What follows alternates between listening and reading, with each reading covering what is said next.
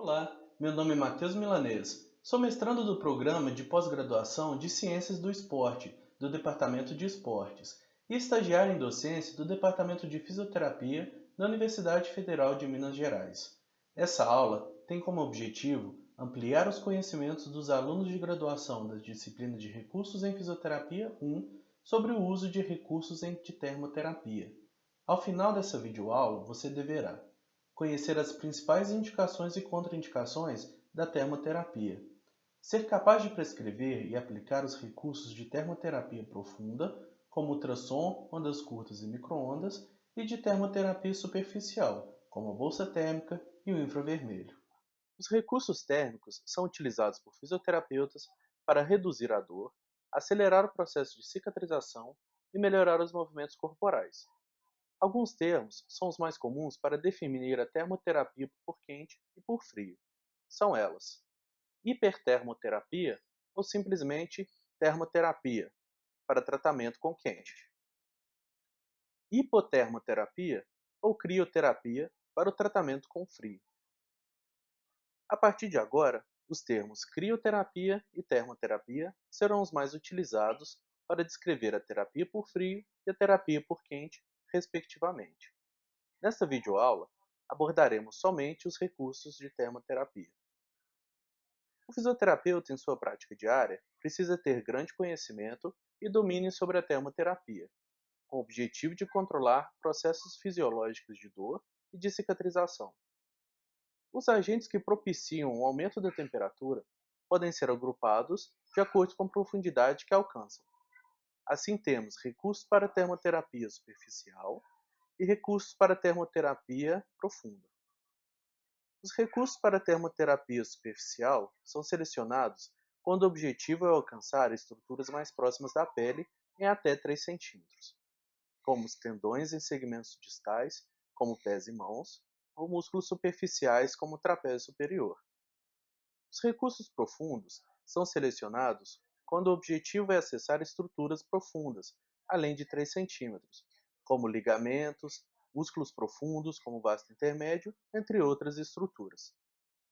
Os principais recursos superficiais são bolsa térmica, parafina e infravermelho. Os principais recursos profundos são diatermia, por ondas curtas ou por microondas, e ultrassom. Iniciaremos falando dos recursos profundos. Primeiramente, o ultrassom. O ultrassom é um dos recursos mais comuns na prática fisioterápica. Consiste de um recurso mecânico de alta frequência. A quantidade de calor que ele produz vai depender da intensidade e da frequência das ondas mecânicas. O ultrassom é capaz de produzir frequências entre 1 milhão de pulsos por segundo e 3 milhões de pulsos por segundo, com capacidade de atingir uma profundidade de até 5 e 3 centímetros, respectivamente. Espera-se que quanto maior a frequência, mais profundo será o aquecimento. Porém, como na vibração mecânica ocorrem atenuações, ou seja, perdas de energia, frequências mais altas são mais absorvidas pelos tecidos superficiais que pelos tecidos profundos. As atenuações ocorrem pela absorção e pelo alastramento. A absorção é responsável pela perda de 60 a 80% da energia, e ela depende, além de outras coisas, da quantidade de proteínas do tecido e da frequência de vibração, como é possível observar na figura. O alastramento é ocasionado pelas reflexões e refrações, e depende do quão ótimo está sendo a relação entre o equipamento e os tecidos. Devemos salientar que a emissão de radiação do ultrassom não é homogênea. Assim, pode resultar em pequenas regiões com grande acúmulo de energia, conhecidos como pontos de calor. Também podem ocorrer cavitações, que são formações de bolha dentro das regiões de alta pressão. Se permanecerem estáveis, elas não são um problema. Porém, caso explodam, podem causar danos teciduais. Ondas pulsáteis e a movimentação constante do transdutor reduzem os riscos. As ondas sonoras não se propagam no ar. Dessa forma, o transdutor necessita de um agente acoplador, ou acoplante, para a transmissão da onda sonora, como o gel à base de água, e reduz a quantidade de ar entre a superfície do transdutor e a superfície da pele do paciente. O ultrassom pode ser aplicado de forma subaquática para tratamento de superfícies muito irregulares, onde o acoplamento é imperfeito, ou quando o paciente queixar desconforto com a pressão do cabeçote. A água também age como agente acoplador ideal, porque além de preservar o feixe de onda, ela apresenta impedância acústica maior que a dos tecidos conjuntivos, favorecendo uma maior absorção da onda pelos tecidos moles do corpo. Vamos à aplicação. Prepare o equipamento, verificando se está emitindo ultrassom. Segundo, prepare o paciente, explicando a ele a natureza do tratamento. Por último, prepare a área a ser tratada, aplicando o meio acoplante na superfície da área a ser tratada. Vamos à regulação do equipamento. Primeiro, a intensidade. O transdutor do ultrassom, local onde é armazenado o cristal, possui diferentes áreas por onde é emitida a radiação. A essa característica, damos o nome de área de radiação efetiva, ou as siglas em inglês ERA. São basicamente duas as eras mais utilizadas, a de 3,5 cm² e de 1 cm². A intensidade é o valor de energia oferecida dependendo da área utilizada de aplicação, ou melhor dizendo, a intensidade da radiação sonora é expressa em watts e esta é dividida pela área do transdutor. Dessa forma, a unidade de medida da intensidade da radiação do ultrassom será expressa em watts por centímetro quadrado e possui uma amplitude que varia entre 0,25 a 2 watts por centímetro quadrado. Poderemos observar que quanto maior a intensidade, maior será o resultado para a elevação da temperatura, lembrando que devemos usar sempre uma menor dose efetiva. Para o modo contínuo, temos que as intensidades menores do que 0,3 watts por centímetro quadrado são consideradas baixas. Intensidades entre 0,3 a 1,2 watts por centímetro quadrado são consideradas média. A intensidade entre 1,2 a 2 watts por centímetro quadrado são consideradas intensidades altas. A intensidade pode ser selecionada de acordo com o processo de cicatrização. Para isso, temos que, para lesões agudas, a indicação é de 0,1 a 0,25 watts por centímetro quadrado. Para lesões crônicas ou cicatrizadas, a indicação é de 0,25 a 1 watts por centímetro quadrado. Um feixe de ondas pode ser interrompido periodicamente, criando ondas pulsáteis, que são representadas pela relação entre a duração do pulso, que é o tempo on, e o período do pulso, que é o tempo on mais o tempo off. A essa relação damos o nome de ciclo de trabalho, ou ciclo livre.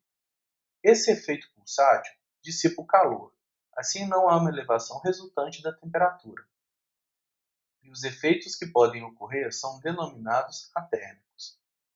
A primeira tabela mostra a intensidade mostrada no medidor para diferentes modos pulsáteis e a sua relação com as intensidades em modos contínuos.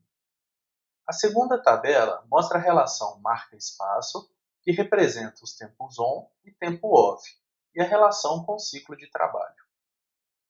Para definir o tempo de aplicação, você deve considerar de 1 a 2 minutos para cada 10 cm² de superfície coberta pelo cabeçote do ultrassom, continuamente em movimento.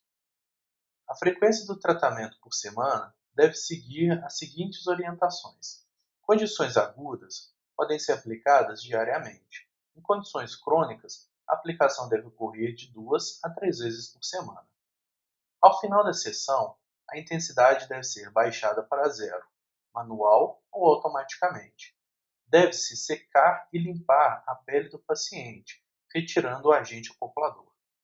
O transdutor deve ser limpo e higienizado com solução antisséptica, não corrosiva ou abrasiva. Os parâmetros e a resposta ao tratamento devem ser registrados. Outros recursos térmicos mais comumente utilizados para aplicação de calor profundo são os recursos de diatermia, por ondas curtas ou micro-ondas. A aplicação de diatermia Consiste na radiação da energia eletromagnética de um espectro de radiação não ionizada, ondas de rádio e microondas, por exemplo. A faixa de frequência das ondas curtas de rádio e do microondas são bastante elevadas. Estão entre 10 MHz e 100 MHz para as ondas curtas e 1 GHz e 100 GHz para as microondas. As frequências mais utilizadas são de aproximadamente 27 MHz para as ondas curtas e de 2.500 MHz para as microondas. Para administrar a energia eletromagnética no paciente, é importante salientar que o segmento corporal do paciente integrará uma peça importante no circuito eletromagnético, funcionando como capacitor para o equipamento, que deverá ser ajustado até que entre em ressonância com parte do corpo do paciente. Alguns equipamentos necessitam de sintonização manual, outros são automáticos. Existem basicamente duas formas de aplicação do eletromagnetismo. A primeira envolve em utilizar os tecidos do paciente como parte do capacitor. Essa técnica é chamada de técnica capacitiva ou método de campo elétrico. O segundo método envolve em utilizar um aplicador indutivo que cria campos eletromagnéticos turbulentos nos tecidos. A diatermia provoca aumento da temperatura, forçando as partículas do corpo a se movimentarem. Como resultado, o eletromagnetismo aumenta a movimentação de íons, a colisão destes com outras moléculas, acelerando a movimentação. Como resultado, o eletromagnetismo aumenta a movimentação de íons, a colisão desses com outras moléculas, acelerando o movimento aleatório, que consequentemente aumenta a energia cinética das partículas, gerando aumento do calor nos tecidos. O campo eletromagnético depende diretamente das dimensões e posicionamento dos capacitores. Variações no tamanho e no espaço entre os eletrodos criam campos distorcidos. Para reduzir essas distorções do campo eletromagnético, devido ao mau posicionamento dos capacitores, foram propostos basicamente dois métodos de posicionamento. Esses são os métodos contraplanar, quando os dois capacitores ficam posicionados um de frente para o outro, a corrente passa transversalmente ao segmento corporal, sendo o método mais eficaz para atingir tecidos de maior profundidade. E o método coplanar, quando ambos são posicionados no mesmo plano. Na aplicação coplanar, a corrente passa, em paralelo, pelo tecido de menor resistência, como vasos sanguíneos e músculos. Em ambos os métodos, as baixas resistências dos tecidos biológicos apresentam alta constante dielétrica. A dielétrica é uma constante que representa o isolamento do campo. Quanto maior a dielétrica, menor a resistência que o campo vai ter para atravessar o meio. A dosagem que o fisioterapeuta deve aplicar para administrar o campo eletromagnético vai depender da percepção e da subjetividade do paciente. Dessa forma, o paciente deve ter uma sensibilidade preservada para a temperatura. Do outro lado da termoterapia profunda, temos a termoterapia superficial. Os recursos superficiais, principalmente, causam aumento da temperatura da pele e dos tecidos subcutâneos. Eles são usados principalmente para aquecer articulações como as da mão, para causar efeito de aquecimento de estruturas mais profundas pelo mecanismo de vasodilatação reflexa, ou aumentando a temperatura de estruturas de colágeno para aumentar sua extensibilidade. Em regiões com suporte de sangue adequado, a temperatura pode alcançar seu ponto máximo entre 8 a 10 minutos de exposição. Tecidos mais profundos do que 2 centímetros necessitam de um tempo maior, em torno de 15 a 30 minutos de exposição ao recurso térmico superficial. Esses tecidos mais profundos elevam sua temperatura por no máximo 1 grau. Tecidos de gordura subcutânea podem agir como isolante térmico. Nesse caso, os recursos de calor profundo são melhor indicados. Os recursos superficiais podem ser divididos em calor seco e calor úmido. São exemplos muito comuns na prática a bolsa de água quente e o infravermelho para o calor seco, e a parafina e o turbilhão para o calor úmido. Comercialmente, existem diversas formas de bolsa quente. A diferença entre elas para a condução de calor é mínima. O efeito final é sempre similar. A bolsa de água quente e o infravermelho transferem calor via condução. apesar de que o infravermelho inicialmente emite calor por radiação. Então, quando a radiação alcança a pele, esta é aquecida e transfere calor por contato para os tecidos subjacentes. As lâmpadas de infravermelho podem ser luminosas ou não luminosas. No entanto, ambas têm potências similares. A diferença está na emissão de luz, que no caso das luminosas, torna-se um equipamento mais seguro, uma vez que é visivelmente mais fácil reconhecer quando o equipamento está ligado ou não. A lâmpada de infravermelho deve ser posta a uma distância média de 60 a 75 centímetros da superfície da pele para lâmpadas grandes com potência maior, entre 750 a 1000 watts, e de 45 a 50 centímetros de distância da pele para lâmpadas menores com potências menores do que 750 watts. A parafina e o turbilhão ou as compressas de água morna têm o mesmo efeito que os recursos superficiais apresentados anteriormente. A diferença principal concerne na velocidade para atingir o aquecimento máximo. No caso do calor úmido, esse aquecimento é mais acelerado, pois o meio líquido é capaz de transmitir calor de forma mais eficiente. Para finalizar, falaremos agora sobre as principais indicações e contraindicações à termoterapia. Principais indicações da termo são: redução da dor subaguda e crônica, aumento da circulação em tecidos em cicatrização, melhora da DM, que pode ter melhor resultado quando associado, melhora da DM, que pode ter melhor resultado quando associada à cinesioterapia, relaxamento muscular e redução de espasmos, precursor de outros tratamentos, como na fonoforese. A fonoforese é uma forma percutânea para administração de medicamentos. Inicialmente foi utilizada como uma técnica para administração de corticosteroides, até uma profundidade de 5 a 6 centímetros da pele. A vantagem dessa técnica sobre as convencionais é a velocidade para atingir compartimentos específicos e pela ação local. A pele é uma barreira natural de proteção para o corpo humano. Acredita-se que o ultrassom pode alterar a permeabilidade da pele, permitindo maior difusão dos medicamentos, e que o feixe sonoro cria colisões mecânicas, forçando a difusão dos fármacos. Os medicamentos podem ser apresentados de diversas formas, como na forma da própria substância acopladora ou como um composto que deve ser diluído em gel acoplador. As características da vibração, como intensidade e frequência, devem ser considerados quando for necessário realizar a administração do medicamento. Para cada substância, são indicadas características próprias de vibração.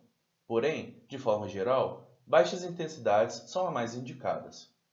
As contraindicações para a termoterapia podem ser gerais ou específicas para os casos do ultrassom e da diatermia. As contraindicações gerais para aplicação de calor no paciente são distúrbios de sensibilidade, déficit cognitivo e contraindicações locais para o uso da termoterapia, como neoplasias, insuficiência arterial, processos hemorrágicos ativos, condições agudas de inflamação e infecção e áreas com queimadura.